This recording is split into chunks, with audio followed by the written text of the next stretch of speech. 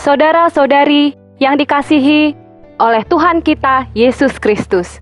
Di dalam dunia yang penuh dengan tantangan dan cobaan, orang seperti saya dan Anda bisa merespon secara berbeda. Menderita adalah sebuah pilihan, tetapi ada respon lain yang bisa kita ambil, yaitu mengalami jamahan kasih Allah dalam Yesus.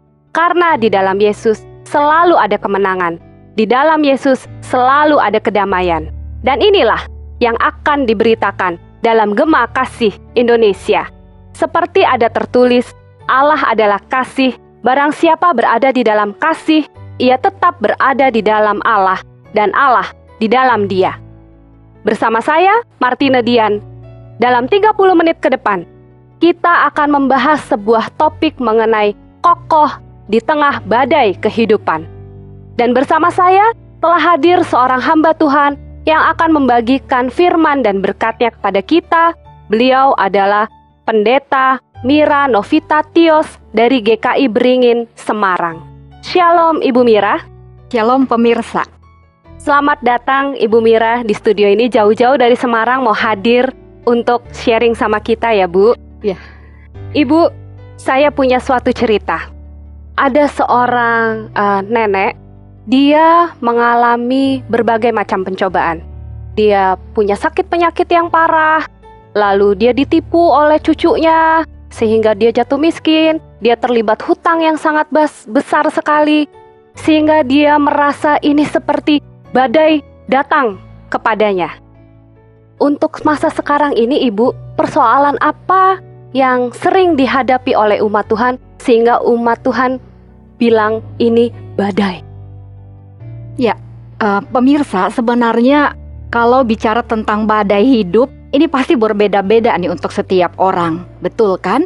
Ada yang merasa ini kena badai ini karena masalah ekonomi, masalah rumah tangga, terus penyakit, karirnya dan macam-macam, itu badai dia sebutnya. Tapi ada orang lain juga bilang, untuk hidup aja itu udah badai. Ya, tetapi ada orang lain pemirsa yang mengatakan bahwa hidup itu adalah anugerah. Ya, jadi kalau disebut ini badai hidup yang mana, ini relatif nih Tina. Pasti beda-beda buat setiap orang ya. Tapi kalau kita mau sepakati, udah deh kita sebut aja itu badai adalah sesuatu peristiwa yang membuat kita goncang, yang membuat kita mau melangkah itu sulit. Nah, apapun itu ya, untuk setiap orang tuh memang beda. Tapi adalah saat-saat begitu dalam hidup bahwa kita nggak kuat, kita goncang. Nah, itu rata-rata umumnya kalau udah divonis nih dokter sakit apa, terus ya sepertinya tinggal singkat nih hidupnya, terus mau bikin apa udah nggak tahu, kaget aja di tengah hidup kok seperti ada interupsi gitu. Nah, itu bisa macam-macam, tapi saya sebut yang paling sering penyakit, juga rumah tangga yang ekonominya bangkrut, anak-anak biaya hidup, terus diancam cerai, dianggap nggak bisa ini, nggak bisa itu, rasa sendiri, semua menggoncangkan. Nah, itu seperti kena badai. Dan setiap orang yang mengalami goncangan hidup yang menurut mereka itu adalah badai, seringkali membuat orang lupa sama Tuhan. Bahkan berpikirnya Tuhan itu jahat ya, sehingga mereka meminggirkan Tuhan. Bukan hanya menomorduakan, tapi malah lari dari Tuhan. Bagaimana tanggapan Ibu Mira? Iya, kalau menurut saya bahkan waktu kena badai lalu merasa itu jauh dari Tuhan, itu agak sedikit. Kalau saya itu sejak dia jauh dari Tuhan, itu menjadi badai dalam hidup. Boleh dong orang tadi berkata ini hidup anugerah, dia dekat pasti dengan Tuhan, oke? Tetapi karena dia ini jauh dari Tuhan, dia tidak akrab, tidak mempedulikan hal-hal yang katanya klasik lah kerohanian ya. Tapi dia lemah. Nah, di saat itu dia dapat badai. Jadi bukan pada waktu dia kena badai jauh dari Tuhan, sebelum itu dia bisa sebut sebagai badai. Nah, harusnya jangan begitu, sehingga orang lain alami, kita juga alami, semua biasa, tapi kan ada Tuhan ya. Apa yang harus kita lakukan ketika kita mengalami pencobaan sehingga kita terjatuh? Ya, ini dia, kita harus benar-benar memandang kepada Tuhan. Banyak kan ayat Alkitab yang berkata begitu ya. Misalnya Mazmur 16 ayat 8-11, Dan di Matius 8 waktu murid-murid kena badai yang pertama, Matius 14 waktu murid-murid kena badai lagi yang kedua, ya. Semuanya harus memandang melihat kepada Kristus. Dia sumber kekuatan, sandaran hidup kita. Kalau nggak bisa. Ada orang berpikir ini badai ini susah, saya mau ke mall aja deh. Saya mau curhat sama ya wanita idaman lain atau pria idaman lain atau siapa begitu. Itu nggak menyelesaikan, nggak makin kuat, nggak makin bisa. Ya, bagaimanapun harus memandang kepada Tuhan. Saya kira begitu ya kalau menghadapi goncangan dalam hidup, terus fokus pada Tuhan. Mungkin Anda sedang tidak menghadap Tuhan, sekarang justru makin lihat kepada Tuhan. Dan mungkin kalau kita bisa terbang seperti Raja Wali, sebenarnya yang dialami itu hal kecil aja sih. Ya, nggak sampai begitu besarnya. Jadi maksudnya Bu Mira, kadang kita lihat rumput tetangga lebih hijau, lebih bahagia gitu ya Bu. Padahal sama aja. Maksudnya Ibu Mira kayak gitu. Ya itu pilihan ya, itu sikap kita. Dengan rumput yang sama, kalau kita lihat orang lain lihat dia bilang nggak hijau. Ya, nah itu tergantung yang lihat. Dia mau menentukan ini warna hijau apa kurang hijau. Itu dari dia ya. Nah itu. Nah untuk menilai itu kita perlu melihat ukuran yang dipakai oleh Tuhan. Sehingga kita bisa lihat lebih jernih, lebih lihat jauh ke depan. Barangkali itu bukan badai, itu berkat. Tuhan sedang kasih berkat dengan cara itu. Jadi berhentilah untuk melihat yang lain. Orang ini kok seneng aja sih ya, lebih baik, aku kok enggak gitu ya. Terus Tuhan itu begini, terlalu banyak kali. Karena terkadang kan orang mikirnya tuh, saya aja yang paling sial gitu ya Bu ya. Kok saya terus yang kena masalah, kok orang lain enggak. Kayaknya saya udah berbuat baik, orang lain gak berbuat baik kok, tenang-tenang aja. Itu kan banyak ya Bu yang kayak gitu. Ini gimana tanggapan Ibu? Ya, jangan pernah berpikir begitu, terutama umat yang beragama, yang beriman. Kita percaya kita bisa hidup karena Tuhan. Ada yang kendalikan, ada yang ngatur. Lihat aja matahari pagi hari di atas belum jatuh semua kan. Ada yang kendalikan di balik ini. Jadi kita gak mungkin, kita kalau terlalu melihat pada diri kita akan merasa kecil, gak kuat. Terlalu lihat orang lain, kita akan rasa mereka untung dan aku tidak. Padahal ini berkat besar dan Tuhan itu baik, Tuhan kita ya, kepada siapapun. Dia baik, jadi kita mesti berpikir yang positif nih. Jangan lihat diri, tapi lihat kepada Tuhan dan percayalah hatinya Tuhan ya. Seorang Bapa yang kekal, yang baik. Apa adanya kita pemirsa, dia sayang kepada kita. Nggak mungkin lah dia kasih yang nggak baik. Aku kira konsep bahwa hidup ini tuh seperti rel kereta api, Tina, ya. Ada dua sisi, ini mesti dong, nggak bisa satu sisi aja. Baik buruk itu ada, tergantung kita menilainya, tapi ini perlu. Kalau hanya satu sisi, kita nggak bisa tiba keretanya, harus ada dua sisi. Kita juga bisa berpikir konsep bahwa hidup ya seperti kita kalau anak-anak permainan ular tangga, ada petak-petak yang harus dilewatin. Kadang itu ya salah dikit atau salah fatal turun. Gak apa-apa lagi, naik. Ada yang kendalikan hidup ini, ada yang atur. Dan seorang bapak itu dia, bapak yang kekal. Gak mungkin kasih yang gak baik. Bicara soal rel kereta seperti yang tadi Ibu Mira sampaikan, saya jadi teringat. Waktu itu ada khotbah juga Bu, bicara rel kereta gitu ya. Ketika Tuhan memberikan yang negatif, pasti ada positif. Ketika ada guncangan hidup, pasti Tuhan beri obatnya. Itu gimana Bu? Ibu setuju atau gimana Bu? Iya, saya setuju. Semua hal itu baik di dalam Tuhan. Mungkin kita lihatnya buruk, tapi percayalah, di samping yang buruk ini, menurut kita buruknya, pasti ada yang baiknya. Tuhan gak kurang-kurang berkatnya. Jadi kalau aku sih semuanya baik ya, Tuhan selalu kasih yang baik. Sudut pandang kita seperti dua sisi, dan itu gak bisa dipisah. Satu rel aja gak bisa, mesti ada dua sisi gitu. Ketika orang mau menjadi kokoh dalam menjalani badainya itu Bu, seringkali merasa gagal. Kita maunya kokoh Bu. Saya juga pernah Bu mengalami badai kayak gitu ya. Rasanya tuh dunia gak senyum sama saya. Rasanya itu saya itu terjatuh sampai butuh gendongan gitu. Tapi saya pengen kokoh itu gak bisa, sampai berdarah-darah gitu rasanya Bu. Nah, bagaimana kita mengatasi kendala ini supaya kita tetap berdiri Bu? Ya Tina, saya kira sebelum yang disebut badai itu datang, inilah kita pemirsa seringkali kalau hidup tenang-tenang aja, lancar-lancar aja, terus suka lupa ya Tuhan. Bahkan ya hadir sih di gereja, cuman hadir begitu. Rasanya kurang enak kalau nggak ke gereja, tapi tidak sungguh-sungguh mau dekat Tuhan. Nah, Saya kira yang pertama supaya bisa kokoh sebelum apa-apa terjadi, kita benar-benar di dalam Tuhan. Benar-benar itu harus saat teduh, baca Alkitab, berdoa, yang namanya perkumpulan ibadah, kegiatan gereja, kita ikutlah, ya. Jadi kita ada kekuatan di situ, tidak menjadi lemah. Pada waktu benar-benar yang kita sebut badai dalam tanda petik tadi, menimpa hidup kita, sesuatu peristiwa interupsi tiba-tiba dalam hidup, nggak ada kita siapin tapi tiba-tiba terjadi nih. Kita tetap kedapatan kuat, selalu kuat karena dekat dengan Tuhan dan kita nggak malu nih. Baru pada waktu itu datang rajin baca Alkitabnya, lalu berdoanya lebih panjang sekarang, ya, karena butuh kekuatan, butuh ini. Nah, itu akan sedikit sulit.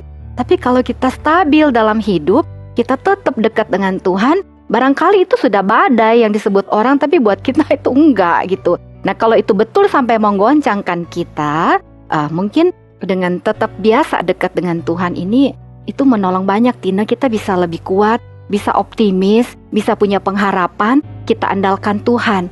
Orang kalau mengandalkan diri sendiri dosa loh, ya kan? Yeremia 17 ayat 7 bilang, kita harus mengandalkan Tuhan dalam hidup. Jadi ini stabil aja. Waktu kita andalkan, kita nggak khawatir, Tina. Di balik yang kita lihat sekarang, ya, kita yakin ada kebaikan kan. Ini bukan buruk, pasti imani aja. Allah campur tangan dalam segala perkara untuk mendatangkan kebaikan. Mungkin buat kita ini buruk nih, tapi inilah kebaikan. Dan barangkali sesudah ini, ya kita selalu beriman lah. Abis hujan turun, ada pelangi, Tina. Ada hal yang indah, yang lain, dan kita bisa naik kelas. Ada masalah dan kita menjadi lebih kuat. Pikirannya positif. Jangan takut duluan, jangan ya tadi itu merana sendiri, mengasihani diri. Mau sih kuat tapi nggak bisa, nggak mungkin. Pasti bisa bersama Tuhan. Ya, apalagi pikiran kita positif. Kita lihat ini baik dan baik sungguh jadinya. Tapi kita bilang ini buruk, ya benar-benar jadi buruk. Kita nggak mau bikin apa-apa sih, ya. Menurut Ibu, kendala apa saja yang ditemui orang ketika dia mau belajar jadi kokoh? Ya, iblis ada di mana-mana itu ya, bukan nyalain iblis nih, tapi ada aja sih godaan itu ya. Acara lebih menarik di tempat lain, sudah hatinya nih mau pelayanan, ada aja hambatan ya, jadi makin mundur, godaan-godaan begitu. Nah, kalau udah lebih jauh dari Tuhan, nah ini gampang jatuh nih abis itu. Jadi saya kira itu yang selalu menghambat dari awalnya nih, kita mesti tegas komitmen. Kalau untuk Tuhan, kasih buat Tuhan, benar-benar. Waktu ini untuk Tuhan, kita jangan pakai untuk yang lain. Kapan kita tergoda yang lain-lain, makin mau kuat ya makin gak bisa lah. Kekuatan kita di dalam Tuhan, mesti deket dengan Tuhan. Lalu kalau untuk orang yang sering ke gereja, kehidupan spiritualnya bagus, dan dia tetap kena masalah karena tidak ada orang yang terlepas dari masalah, dan itu membuat imannya terguncang, bagaimana Ibu? Ya, saya kira paling nggak kalau sampai seperti itu udah terjadi, komunitas, kawan-kawan gereja, disitulah fungsi gereja ya. Di fungsinya dimana ketika orang ini udah bersungguh-sungguh dekat Tuhan, tapi barangkali itu dia pada titik yang lemah dan goncangan begitu kuat. Saya kira saudara-saudara harus membantu. Kita sekuat-kuatnya nggak bisa stabil memang, sekuat-kuatnya nggak bisa sih untuk hadapi semua hal ya pemirsa. Jadi teman-teman, kehadiran sesama sepersekutuan harus ambil bagian waktu melihat saudara kita seperti ini. Nah itulah kalau ke gereja jangan berpikir selalu saya untuk Tuhan, saya pulang bawa apa nih ya. Tapi barangkali saya ada hari ini Tuhan sedang utus saya untuk sebelah saya ini, saudara ini dan ini untuk saya doakan, untuk saya temani, untuk saya bicara sedikit ya. Ini cerita lucu aja nih. Seorang putus asa pulang gereja, dia mau pulang gitu, tambah lemes aja, masalah banyak. Ini masalah ekonomi ya dan juga suami, jadi berantakan dengan rumah tangga. Sepele dia keluar gereja, dia lihat itu truk lewat. Truknya tuh ada tulisan, aku mau hidup 1000 tahun lagi. Iseng aja kan. Ya itu mungkin sopir truk ya suka dengan apa pepatah itu atau tulis, lain kali aku mau hidup, lain kali apa gitu. Sepele dia waktu baca itu dia ketawa seperti Tina. Iya ya, aku mau hidup 1000 tahun lagi. Sebuah pesan kalimat yang tepat waktunya nih, saat ini mau ngapain nih. Kok dia baca hidup 1000 tahun lagi. Dia artikan itu bahwa oke, itu suara Tuhan dan dia harus hidup gitu. Nah kadang kalimat sebelah teman doanya. Ada aja sih kita cuma sebelahnya lalu jadi kuat, itu juga bisa. Ya, kalau begitu lemah ya saya harus bilang, tolong yang lain membantu. Harus ada orang lain juga. Berarti pada saat kita mengalami cobaan, kita harus tetap berpegang teguh pada Tuhan. Betul. Bagaimana kalau untuk orang-orang nih yang udah kena masalah gitu, lalu larinya ke dukun, ke kuburan keramat, ke gunung-gunung tertentu. Itu gimana tanggapannya Bu Mira? Kan banyak nih yang kayak gitu, Bu. Ya. Pemirsa, jangan pernah ke orang pintar dalam tanda petik, kuasa gelap, dukun-dukun lah ya. Karena tidak ada di dunia ini yang mau kasih kita cuma-cuma, gratis, kecuali Tuhan Yesus. Yang lain mungkin bisa kasih, tetapi abis itu dia akan minta lebih banyak. Ya, kuasa gelap itu nggak bodoh. Ya sekarang kamu bawa bunga, ini bukan cuma minta bunga, Tina. Dia akan minta ayam, abis ayam mungkin kambing, abis itu minta apalagi nyawa keluarga, abis nyawa Anda juga. Itu juga belum cukup bagi dia. Kalau bisa kali turun-temurun semuanya. Jadi nggak ada. Tetapi kalau Yesus yang memberikan, benar-benar dia tidak akan menagih apapun dari kita. Jadi jangan pernah ke sana. Dan kalau orang ke sana mengikatkan diri, ini agak susah untuk dilepaskan. Karena dia sendiri yang ke sana. Beda ya sama kalau kuasa gelap, ini menyimpang dikit. Tapi kalau kuasa gelap dikerjain orang lah, apalah itu namanya, itu ringan dalam tanda petik saya sebut ya. Kalau sampai dia bisa dikerjain. Tetapi kalau dia sendiri yang pergi ikatkan dirinya, ini agak susah untuk dilepas. Dia sendiri yang mengikat perjanjian, dan Allah kita nggak dengan gampangnya putusin karena kamu anak saya putusin, enggak. Kamu harus menanggung juga. Karena kamu yang kesana kan, kamu yang pilih. Allah kita tuh adil, nggak sewenang-wenang lalu dia yang mutusin. Nah, waktu mau ditolong, pelepasan, penyembuhan, nah itu yang sering sulit. Jangan pernah hanya oleh karena masalah hidup, kebutuhan, keinginan, goyah lalu pergi mendatangi tempat yang seperti itu. Jangan pernah. Karena ada resiko atau harga yang perlu dibayar sama kita yang melakukannya ya Bu. Masalahnya bukan selesai tapi akan bertambah dan mengikat Anda. Semakin tinggi permintaan kita, semakin besar yang mesti dibayar, kayak gitu ya Bu ya. Semua ada hitungannya. Dan bagaimana kalau nih tadi kan Ibu nyinggung nih soal kena kutukan, guna-guna gitu ya. Sementara kadang-kadang orang bilang nih kena guna-guna pasti karena imannya kurang nih gitu. Sementara yang dibilang kayak gitu, enggak, iman saya baik-baik saja. Ini bagaimana tanggapan Ibu? Ya, yang tahu soal imannya tuh semuanya Tuhan ya. Tapi kalau dia sampai bisa terkena ya seperti tadi itu, saya harus sebut pasti dalam posisi yang lemah ya. Karena roh Allah yang ada pada kita itu lebih besar dari apapun ya. Sehingga kita tidak mungkin, jangankan mendekati apalagi menyentuh, nggak bisa anak Tuhan. Coba Tina kalau ada anaknya di situ, saya ambil anaknya gitu aja, masak diem sih gitu ya, nggak mungkin. Kita pasti akan respon ya, dan refleks bertindak untuk jangan ya. Jadi kalau betul itu, walaupun dia merasa imannya kuat, ya saya kira kalau betul dipimpin oleh Allah jalan hidupnya, nggak mungkin bisa digituin ya. Bahwa iman kuat itu bukan waktu cuma doa sih ya, tapi waktu melakukan firman. Di gereja juga setan bisa datang, tapi kalau kita melakukan firman, iblis nggak bisa apa-apain kita. Ibu bisa kasih contoh ke kami semua ini di Alkitab, tokoh-tokoh yang bisa kokoh dalam cobaannya Ibu? Ya, pasti up and down juga ya, tapi dia terus bangkit. Saya kira kalau dari perjanjian lama aja, Abraham misalnya ya, jatuh bangun juga, tapi dia terus melihat kepada Allah sampai dia iman luar biasa tuh, dia bisa persembahkan Ishak walaupun juga diganti ya. Itu goncangan besar, nunggu lama dapatnya satu masih diambil ya. Nah kemudian kisah lain lagi, banyak murid-murid Yesus, paling itu ya Petrus jalan di atas air.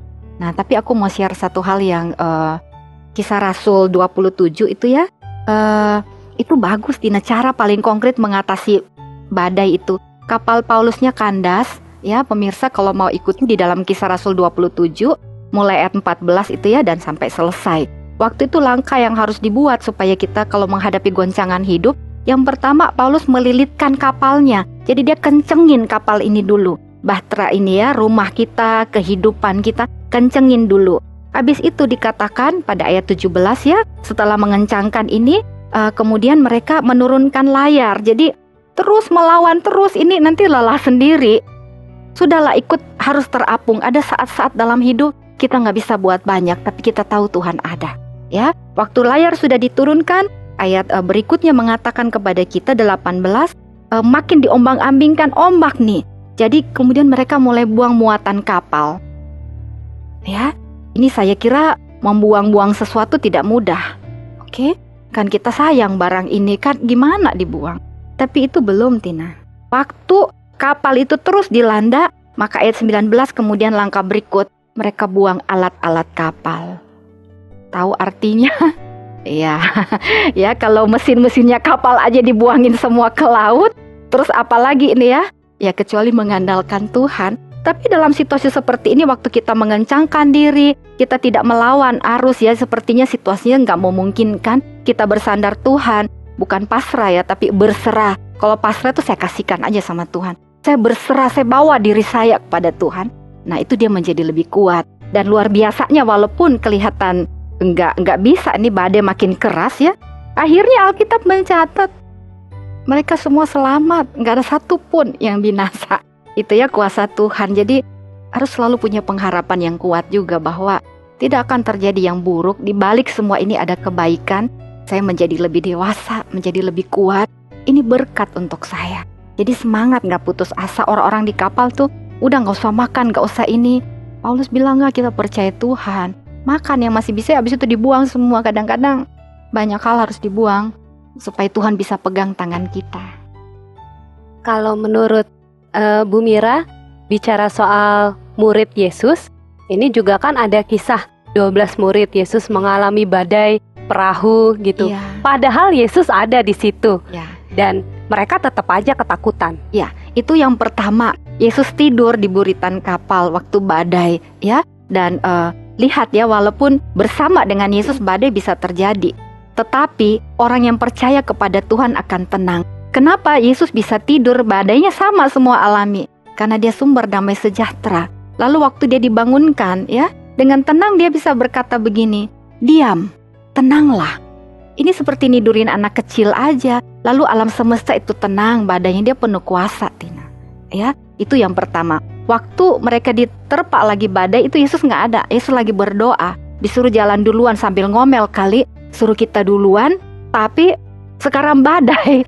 Tapi Yesus tahu semut hitam di malam yang gelap juga kelihatan oleh Tuhan. Apalagi anak-anaknya, murid-muridnya, ya. Dan Yesus datang dengan berjalan di atas air menemui mereka. Artinya Yesus itu peduli. Yesus tahu hatinya dimanapun kita, dia juga ada di situ. Jadi waktu murid-murid alami ini harusnya murid-murid dan kita malu. Kenapa teriak-teriak? Tuhan kita nggak tuli, orang tuli aja dia buat mendengar. Dia pasti dengar lah, nggak usah teriak kali. Dan belajar dari peristiwa ini, memang bisa badai terjadi tapi tenang. Ada Tuhan dalam hidup. Bayangkan yang peristiwa kedua waktu kena badai, mereka itu berteriak hantu. Yesus disebut hantu, tidak mengenal Tuhannya begitu jauh. Padahal keseharian bersama-sama dengan Yesus. Ya, sampai sebut itu hantu karena mistik, Tina. Di laut ini siapa lagi kalau bukan setan? Coba. Padahal Yesus tidak ada yang bisa hambat ya atasi untuk datang pada muridnya. Nggak pernah terlalu cepat, juga tidak akan pernah terlambat. Justru itu Bu, itu 12 murid aja melihat Yesus gitu ya. Gimana kita yang masa sekarang ini Yesusnya nggak kelihatan. Jadi mestinya kita mesti lebih berusaha lebih keras lagi atau gimana nih Bu? Ya, waktu engkau bisa menarik nafas dan tidak bayar, itu ada Tuhan yang kasih nafas. Memang kita nggak lihat secara kasat mata, tapi jujur aja kita bisa alami, bisa rasakan kehadirannya. Bahkan melalui perkataan orang, tulisan, atau apapun yang kita lihat, di situ Tuhan ada berbicara, ya buat kita. Jadi sebenarnya hilangkan pikiran bahwa Tuhan tuh nggak ada, nggak kelihatan. Kalau kita nggak bisa lihat bukan berarti Tuhan nggak ada. Kalau kita bilang hujan ini matahari nggak ada, salah. Karena matahari tetap ada, hanya tertutup air hujan. Ya, kalau kita nggak bisa lihat Tuhan, jangan bilang Tuhan nggak ada. Tuhannya ada, kita nggak bisa lihat. Ya, nah kalau kita terbatas, jangan batasi Tuhan. Udah deh, bagian kita memang kita akui aja terbatas, Tuhan kita tidak terbatas. bilang sama diri sendiri, masalahku besar, tapi Tuhanku lebih besar. Dia ada. Bagaimana fungsi gereja dalam melayani orang-orang yang terkena badai kehidupan ini, Bu Mira? Iya, saya kira seharusnya nih ya, tidak menambah runyamnya hidup orang ini. Ini kan udah berat yang dialami. Tapi jemaat gereja-gereja orang-orang seringkali bukan saja nggak mau dengar, nggak mau menemani, tapi menambah kesusahan. Nah, itu yang saya sedih. Sebagai persekutuan, mestinya kita tidak begitu. Jari kalau digigit semua sakit kan? Apa ada satu jari yang digigit nggak sakit? Sakit semua. Kita semua sama nih. Yang biasa dia ditimpa masalah ekonomi, kita malah sebarin kemana-mana ceritanya. Bukannya itu dilindungi, ditolong, dikasih semangat. Bahwa kalau kamu benar, kita pasti akan dampingi ya. Kalau kamu salah apa boleh buat, kamu harus menanggung. Tapi jangan takut, kami juga ada untuk kamu. Kami bisa berdoa juga untuk kamu. Mensupport itu Tina, harusnya gereja begitu. Nah, pendampingan lain kalau itu dari aktivis hamba Tuhan ya saya kira pasti harus ada perkunjungan. Tidak butuh nasihat banyak. Kalau udah terjadi nggak bisa tuh baru kita bilang begini ya begini. Dari sebelumnya lah dibekali firman yang menguatkan ya. Sehingga kalau udah terjadi kita nasihat sama dia, udah terjadi mau gimana ya. Nah, saya kira itu paling penting ya, tidak menambah kesusahan orang tetapi bisa mengerti dan juga berpikir hari ini dia, one day bisa saja aku kan. Jadi jangan menghakimi orang, tolong terima gitu, lalu ditemani, dengarkan. Kadang-kadang masalahnya bukan besar, tapi dia sendiri jadi nggak kuat, nggak ada orang mau dengerin. Orang bunuh diri itu bukan juga karena masalahnya berat banget, tapi nggak ada lagi yang mau dengarkan, nggak ada lagi yang mau mengerti, nggak ada yang bisa kasih harapan, kata-kata baik lah dikit. Jadi dia putus asa. Bukan masalahnya besar, nggak ada orang yang nemeni. Itu aja sih. Kalau masih ada kan kita lebih kuat ya. Nah, untuk ingatkan dia bahwa Tuhan ada, siapa lagi kalau bukan rekan sepersekutuan. Apalagi kalau misalnya yang lagi dapat masalah, lalu teman sepersekutuannya sendiri yang bilang, ya kamu sih kayak gini, kamu sih kayak gitu. Itu kita kayaknya nggak butuh kayak begitu, tapi butuhnya pendampingan dan kasih sayang ya Bu. Kasih sayang, diterima ya. Yang salah, yang nggak bener kan perbuatannya atau musibahnya ya, dosanya ya yang terjadi. Tapi orangnya harus tetap disayang. Siapa juga yang mau terjadi perceraian? Siapa yang mau terjadi bangkrut? Siapa yang mau terjadi penyakit lalu orang malah menyingkir, ketakutan? Takut kalau dimintai tolong. Takut nanti kalau harus kasih ongkos sekali. Enggak juga, enggak semua gitu. Malah ya. kadang-kadang takut kalau nanti ketularan sialnya gitu ya Bu ya. Iya, kita cuma boleh takut satu hal, takut akan Tuhan ya. Yang lain tuh enggak, karena Tuhan bisa kendalikan, bisa atur. Terima kasih banyak Ibu Mira. Jadi ada hal-hal yang perlu kita lakukan ketika kita harus kokoh dalam menghadapi cobaan hidup. Pemirsa, jangan pernah berhenti berharap seperti Ibu Mira katakan. Teruslah kokoh, teruslah bersandar terus pada Tuhan Yesus. Karena Yesuslah sumber pengharapan kita. Hanya di dalam Dia kita bisa kuat. Kirimkan saran dan kritik Anda melalui email dan SMS ke Gema Kasih Indonesia. Sampai jumpa di episode berikutnya. Tuhan Yesus memberkati.